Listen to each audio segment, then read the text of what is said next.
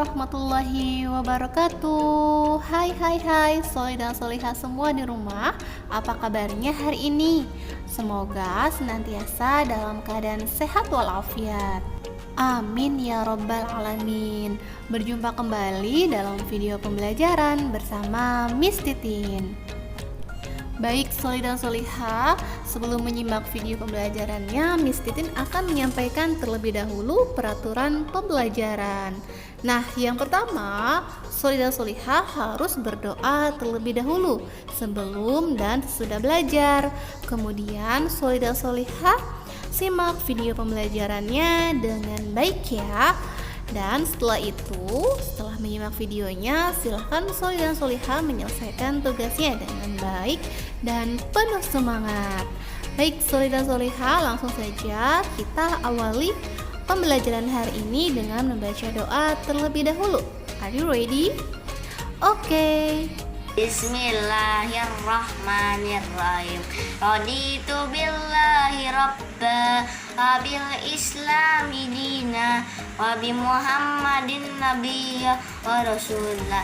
Rabbi zidni ilman warzuqni fahman. Amin ya rabbal alamin. Pembelajaran Bina Ibadah kelas 3. Materi sholat berjamaah.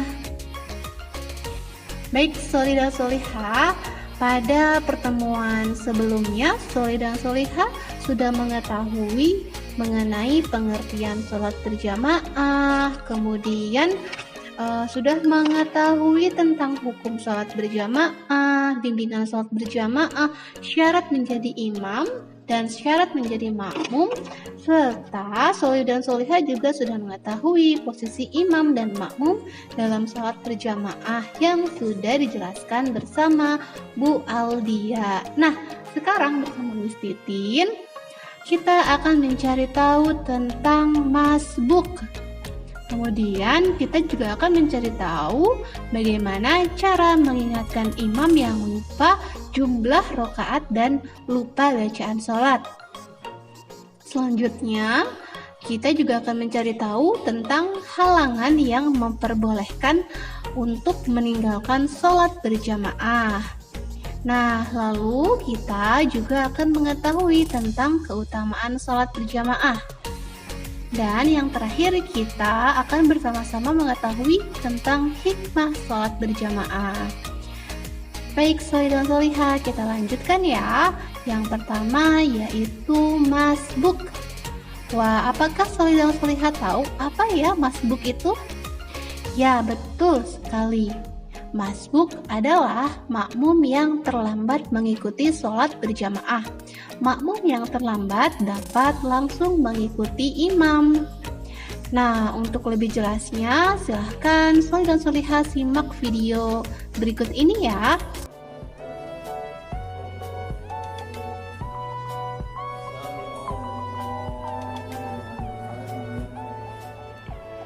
Awali dengan mengucapkan takbiratul ihram, kemudian mengikuti gerakan imam.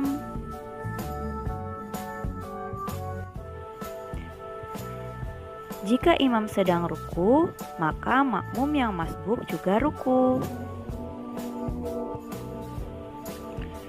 Jika saat ruku mendapati hingga tumaninah, maka makmum mendapat 1 rakaat.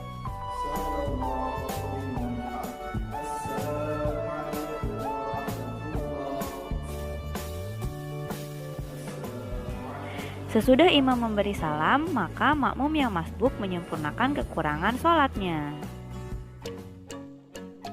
Kemudian yang kedua, kita lanjutkan ya. Cara mengingatkan imam yang lupa jumlah rakaat dan lupa bacaan. Bagaimana ya caranya? Ya, betul sekali. Bila imam dalam sholat berjamaah lupa jumlah rakaat, hendaklah diberitahu oleh makmum. Cara memberitahukan imam yaitu bagi makmum laki-laki dengan membaca subhanallah, dan bagi makmum perempuan dengan menepuk punggung tangannya. Oke, Miss Titin ulangi ya.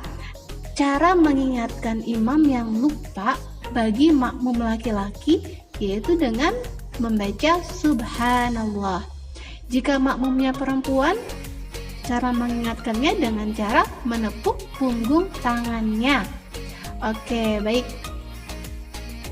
Nah, jika imam lupa bacaan, maka makmum yang ada di belakang imam bisa membacakan surat yang lupa tersebut dengan suara nyaring.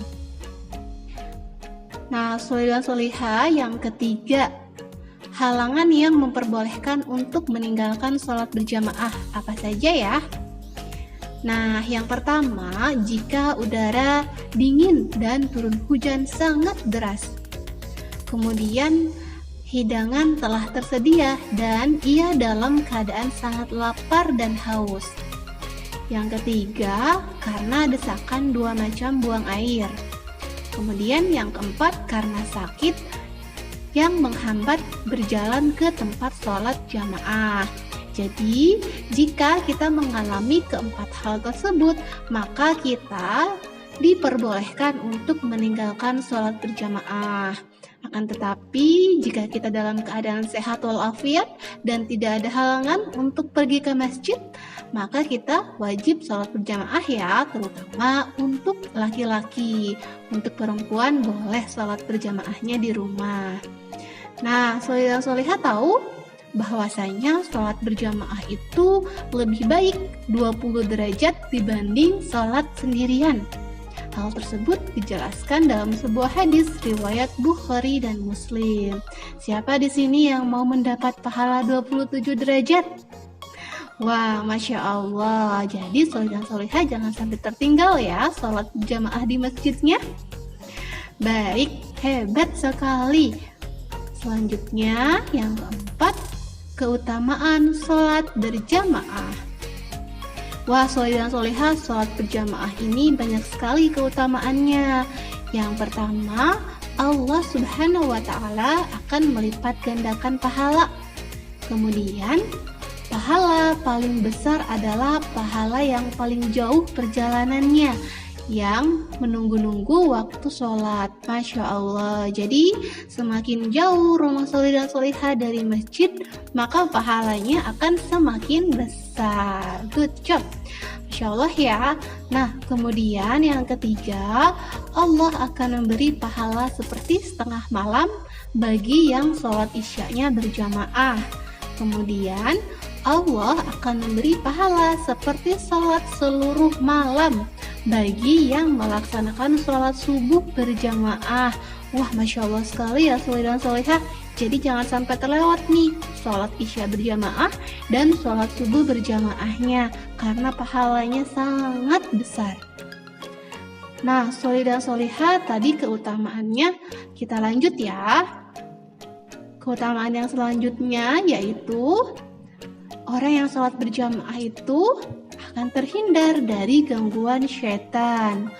Nah, lalu kemudian Allah akan menaunginya pada hari kiamat. Masya Allah, luar biasa ya solidah-solihah keutamaan sholat berjamaah.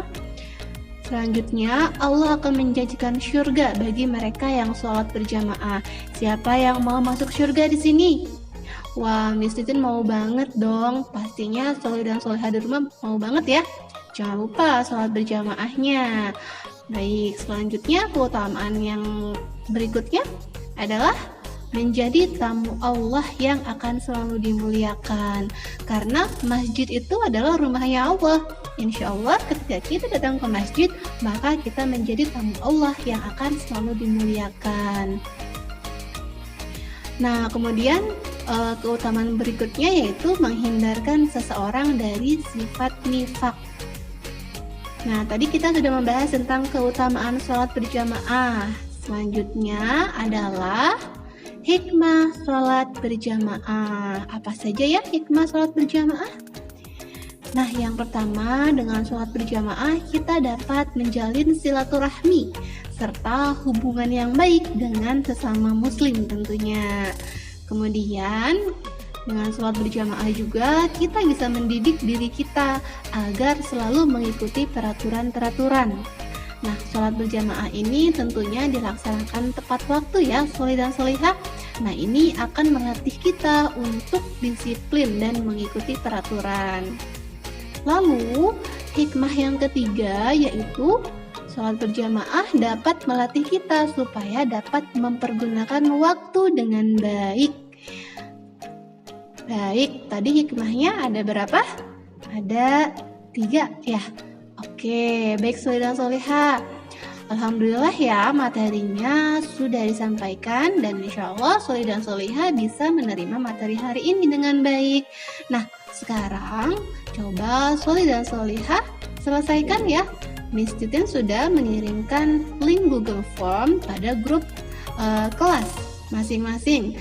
Silahkan dicek grup kelasnya masing-masing, lalu selesaikan pertanyaan pada Google Form yang sudah di-share di grup kelas masing-masing. Silahkan kerjakan dengan teliti ya materinya mengenai sholat berjamaah. Oke, saudara-solihah, selamat mengerjakan. Terima kasih sudah menyimak video pembelajarannya dengan sangat hebat. Semoga materi hari ini dapat bermanfaat. Baik, Solih dan Solihah, kita tutup pertemuan hari ini dengan membaca hamdalah bersama-sama. Alhamdulillahirabbil alamin. Istighfar 3 kali. Astagfirullahaladzim, astagfirullahaladzim, astagfirullahaladzim. Kita tutup dengan membaca doa setelah belajar bersama-sama ya. Bismillahirrahmanirrahim. Subhanakallahumma wa bihamdika asyhadu alla ilaha illa anta astaghfiruka wa atubu ilaik. Baik, Solih dan Solihah, terima kasih. See you. Tetap semangat, tetap jaga kesehatan. Sampai jumpa pada video pembelajaran berikutnya bersama Miss Titin. Bye-bye. Wassalamualaikum warahmatullahi wabarakatuh.